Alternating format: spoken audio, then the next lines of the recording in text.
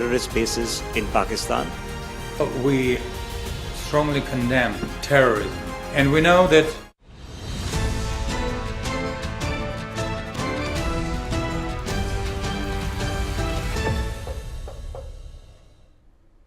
Hello and welcome. You're watching NewsX and I'm Megha Sharma. India and Russia have reinforced their long-standing strategic partnership with a series of key defense and economic agreements signed in the 23rd Annual Summit in New Delhi, along with a strong joint statement asserting that their ties remain resilient to external pressure. In fact, there has been Prime Minister Narendra Modi and President Putin who have had a bilateral meeting. After the bilateral meeting, there were the two statements that were released. There were speeches that were made by the two heads of governments where they spoke about the economic cooperation plan of 2030 of building resilient, sustainable and balanced trade trade initiatives in a bid to ensure that India-Russia trade and investment increases to $100 billion by 2030. There have been a number of other agreements, MOUs that have been signed, 19 to be precise. They have spoken about investments from India, particularly a urea plant and a pharmaceutical plant being set up in Russia. There have been memorandums that have been signed with regards to the agricultural produce to be exported to Russia in large numbers. There has been a memorandum of understanding that has been signed with regards to the maritime goals and ambitions of India and the help of Russia in achieving all of them. They have spoken extensively about the civil nuclear cooperation that both countries will keep working towards for clean and sustainable energy, and several of those MOUs and agreements and intergovernment pacts that have been signed today. So let's open up this discussion. I'm being joined by my colleague, by my panelists over here. Let's get them one by one. Ambassador Veena Sikri is on the telecast with me, and Ambassador Sikri, I do want to understand from you, the number one question, and that has also made global headlines, about President Putin's statement in his speech right after the bilateral meeting, where he says that Russia continues with its supply of fuel to India, which includes coal, gas and oil. That has captured the imagination of global media. Keeping in mind there is history involved, heavy tariffs imposed on two of the oil giants from Russia that has dissuaded Indian oil companies from importing more oil from Russia, even when Russia provides those discounted oils. How do we move forward from here? Are there any arrangements that India and Russia may come up with to insulate them from the tariffs that have been imposed? All right, the same question for you, Joyita, about oil. Of course, that garners maximum headlines. We saw the two oil giants from Russia, their executives were over here. Rosneft executive was over here, while no such statement has been given in the joint statement that was released by India and Russia after the meeting got over. Well, the thing is, you see, a lot of things, if you go through the joint statement, a lot of things have not been mentioned, and a lot of, I would say, anodyne statements have also been made.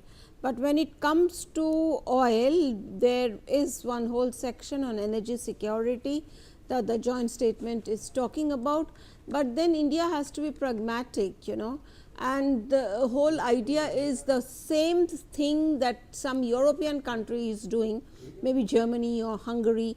India's companies are being sanctioned for doing exactly the same.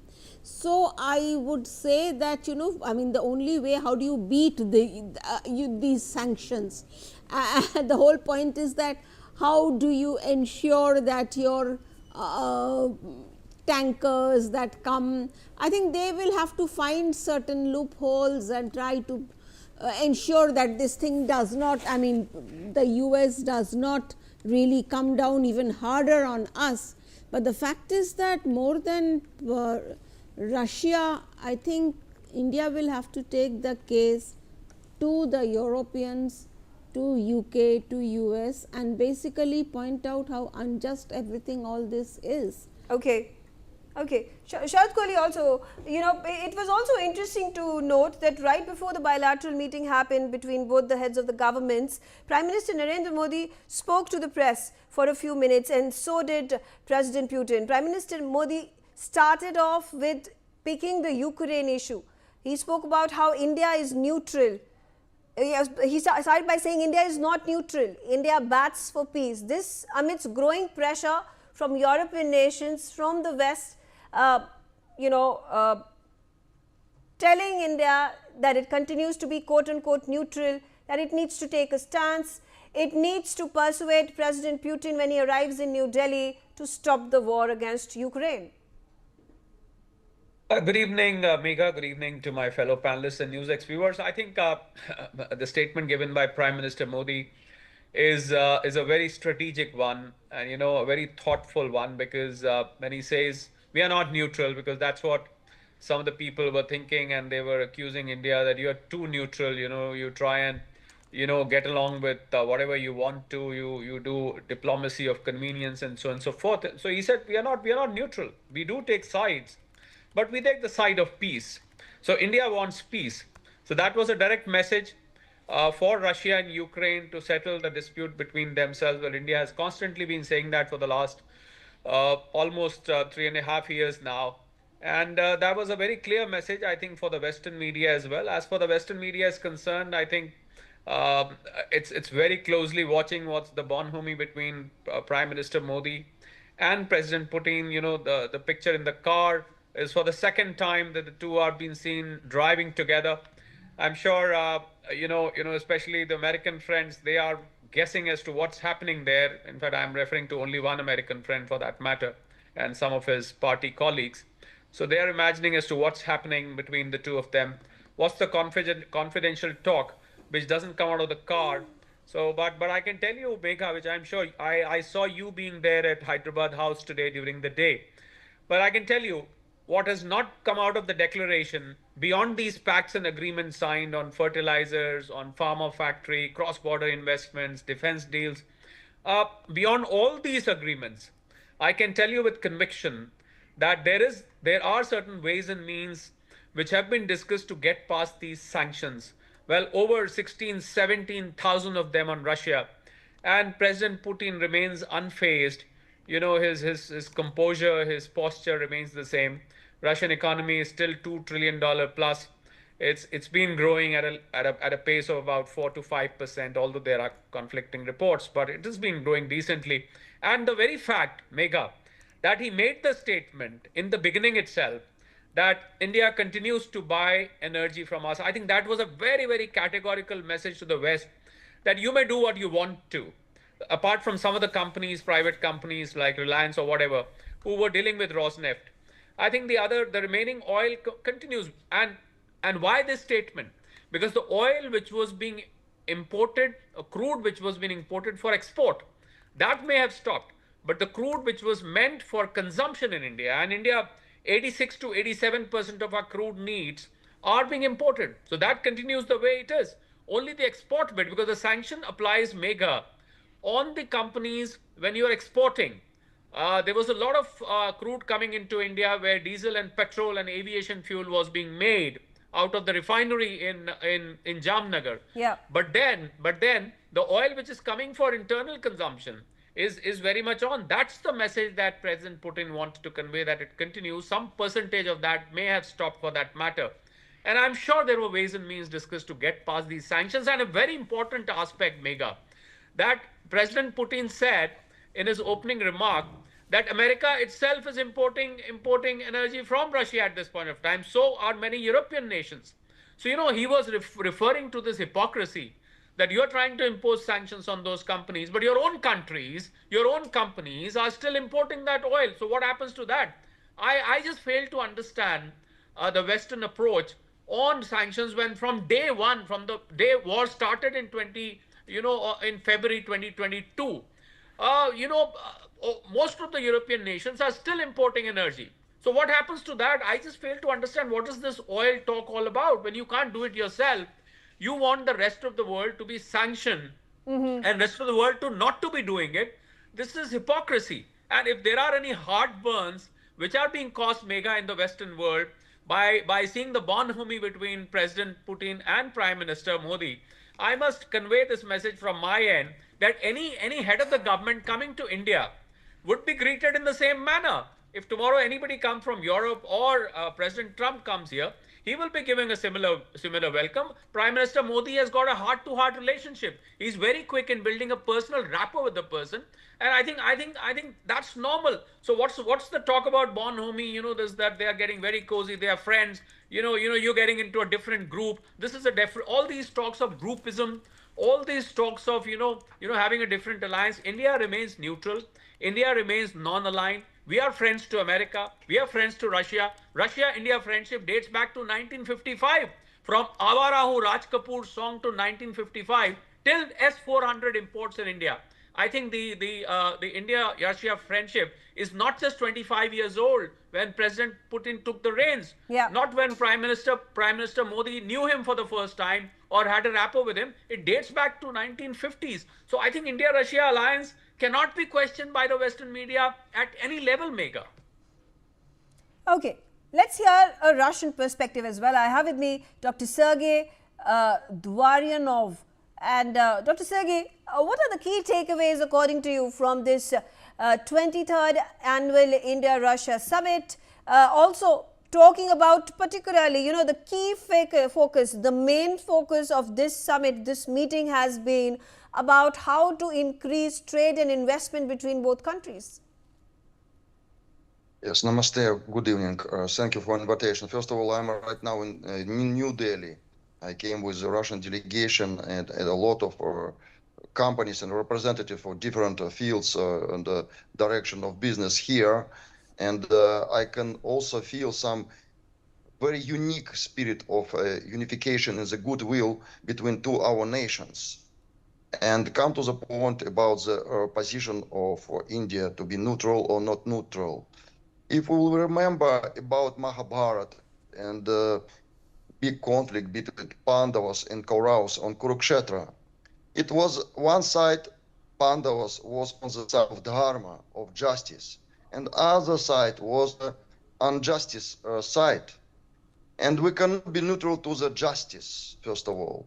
Right now, we're in deep conflict with, not with Ukraine, with the western part of the world, which start with a proxy war against Russia. Not only against Russia. We know this visit of Vladimir Putin was very well organized and designed by both countries, both sides. First of all, when Donald Trump started with his statement about he will start with a trade war against India because India purchased Russian oil and gas during our conflict with the western part of the world. He started with this trade war. It was a statement of trade war, and we saw that National Security Ajit Doval immediately came to Moscow and started to negotiate and to prepare this forum. After that, Jaishankar, Minister of External Affairs, also came to Moscow. And we understand that we have our interests. It's not only economic interests. And I would just remind that during the hard times of India, when Western civilization put pressure, first of all, UK government was not happy that India started with this ahimsa, with this non-violent movement of Mahatma Gandhi. And Joseph Stalin, he met before his death the bureaucrat. The last bureaucrat whom he met was Indian ambassador. And he told and promised to Indian ambassador that USSR will support India. And we provide grain, we provide wheat, we provide food to India, and we protect India. And right now, India also is the time to reply. We can see that India, first, of course, pragmatic interests exist. Yes, India take care about because it's mainly agriculture economy, about the farmers and about oil and gas and energy. Everything is perfectly fine. But at the same time, we understand that we cannot be slaves of the Western pressure, Western civilization. We Okay. have our rights, multipolar world.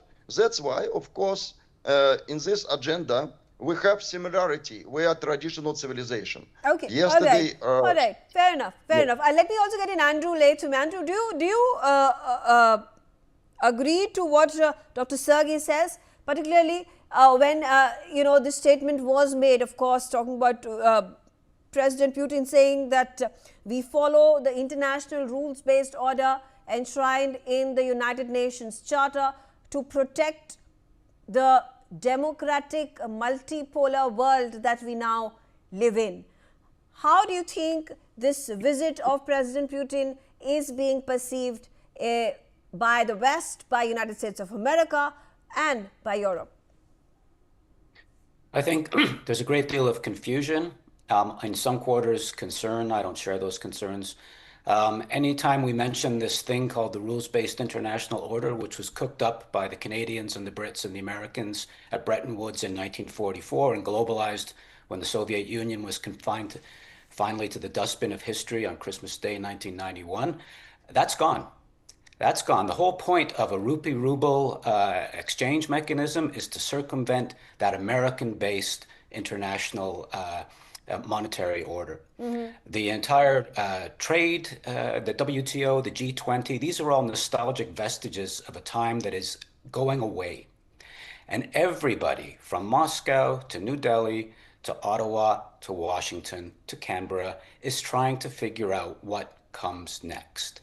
Trump thinks it's going to be a hub and spoke world with the United States at the center and everybody engaged in a subordinate bilateral relationship with the United States. Ain't going to happen. Other people think that organizations like BRICS, for example, are the wave of the future. Good luck with that. There's no agreement between India and China within BRICS about anything. That's not going to be the replacement. So we are, as one very famous philosopher put it once upon a time, we are in a time of monsters. We are caught between a past which isn't yet fully dead and a future which is yet to be fully born, and we are struggling mightily. And all of the confusion, all of the carrying on, all of the bloviating, all of the nostalgic whining about a past that we'd like to return to, or this glorious future which is just around the corner, these are symptoms of a deep, deep malaise which is connected to this moment of transition. I see the relationship between India and Russia not as the next natural step going back to 1955. I see this as something quite new and distinct. India is trying to legitimately strike a posture of strategic autonomy, which is different than neutral and non-aligned from the past. Now, this is important. And there's two ways you can do that. You can buy some of your military kit from the Russians and some from the West, the US or France, and you can try to strike that balance, or you can indigenize production. And part of the statement that came out of this bilateral meeting is that the Russians are going to help India to indigenize its defense industry. If you're truly going to be strategically autonomous, you need your own military kit and you need to produce it at home, and it needs to suit your strategic purposes and not be beholden to anybody's fragile supply chains, the Russians, or a politically undependable supply chains, the Americans. That's not the route to go. Okay. To me, that's the most important takeaway from this meeting. Okay. Jyoti, I also do want to understand from you, while there was quite the hype created on whether there are going to be some big ticket announcements made with regards to defense trade between both countries, joint production, transfer of technology, the S-500s was being talked about, the Sukhoi 57s were talked about, the air to the surface to air missiles, the S-400s, 10,000 crore rupee deal that at this point of time is in the process of being completed.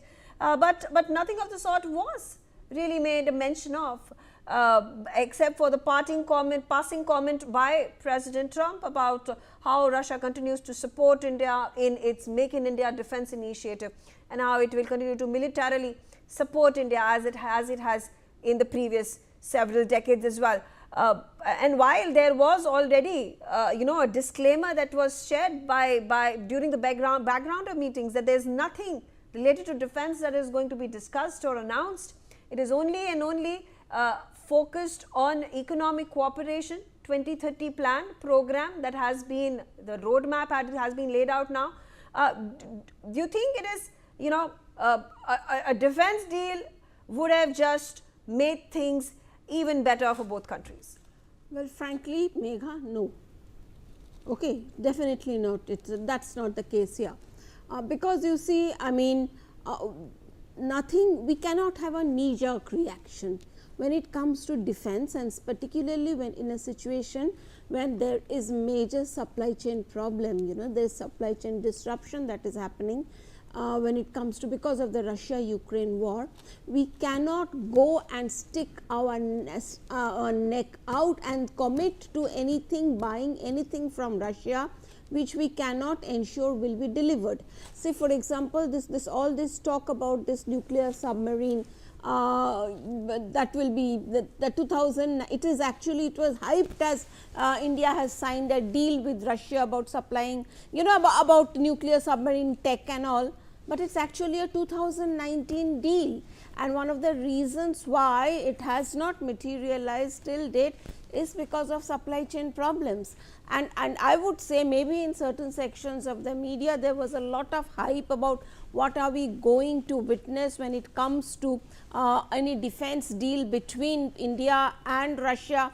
In quarters that know what is going on, there was absolute complete clarity that there is no scope for any defense progress in defense arena, and for several reasons. Su-57 we have a problem with. I said it on NewsX yesterday also, that we were the ones who rejected Su-57 sometime in 2018, 2019. There are lots of problems with that, and Su-57, some people are talking about stopgap arrangements, stopgap squadrons. It does not work like that, and that is the reason why we have announced our own indigenization program when it comes to 5th generation fighter. So you see there is a problem there. S-500 is not happening primarily because of the fears of sanction. S-400 we are not going to do it. But yes, when it comes to, say for example, rifle manufacturing and all, that is going on in certain, I would say in Uttar Pradesh there is a factory over there. So whatever defense stuff we are looking at right now, these are very small, and if you have noticed that paragraph in the joint statement, it is talking about manufacturing spare parts and manufacturing. That is what it's all about, that is what it has come down to. And as I mentioned yesterday as well, our dependence on Russian weapons, we have brought it down to 36%. Okay. So, we are also trying to wean ourselves away from Russian weapons. So, I do not think there is much future when it comes to Russia, India defense relations, not in the immediate future, maybe in the long run. Again, there could be a number of reasons, keeping in mind that our strategic agreement with the United States of America is in a limbo right now. A lot of conversations, back and forth, negotiations taking place. India also need to step back and think. So all these speculations, all these conversations, murmurs are taking place. All right, Shashwat Kohli, before I wrap this up, again, very specific questions for you. When we see this massive, I think the largest delegation that President Putin has come with this time around. There was a business summit that was started yesterday, the India-Russia Business Forum. It was addressed by the Indian Commerce Minister and his Russian counterpart, and it went on until today, and the closing remarks were made by President Putin and Prime Minister Narendra Modi. That goes on to show how important a pillar it is, a new one added in, a new dimension added in India-Russia bilateral relationship. Absolutely, Megha. I'd like to make a quick comment. I'll tend to differ with Joyita about the defense, that they don't have a future there in India-Russia defense deal. Well, I think for two reasons it was not glaringly mentioned there. One, because of the sanction clouds which are always there. And second, these defense deals, they go even out of such pacts. That goes year round. We recently had a defense pact a few weeks ago. So I think that is an ongoing thing. It need not wait for this kind of a summit. Coming back to your question on the economic cooperation, I think we've got about $70 billion of bilateral trade. It is very skewed because of the energy imports, about $5 billion of Indian exports. Yeah. Very limited set of goods that we're exporting from here. I think there is a tremendous scope, and we see there's going to be agriculture produce going there. There's scope on textiles, footwear, on engineering goods, marine products. There's a lot of potential which India can send there, and with a Russian population of about 15 crore, there is enough of goods that India can supply, and the Russians will really like the quality, Right. and they will like the origin of those products. So I'm sure there is a lot of scope there, which was discussed. And this skewed bilateral trade, there is an effort to set it right, to try and get the balance done. For me, the biggest takeaway, Megha, is 96% of the India-Russia exports are going to happen in local currency. Yeah. For me, that's the biggest takeaway, because that's going to reduce the dependence on the I'm sorry to say, on the silly dollar. Absolutely right. And in front of your screens, those are in fact visuals of President Putin finally departing from the Rashtrapati Bhavan, and from there he is headed to the airport, to the Palam airport, from where he is going to depart from Delhi, which concludes his 2-day-long visit to India. It has been successful, it has been substantive, and it goes on to further build momentum on a new chapter of India-Russia bilateral relationship. I'm out of time. I thank all of you for joining me on the telecast, and thanks for watching NewsX.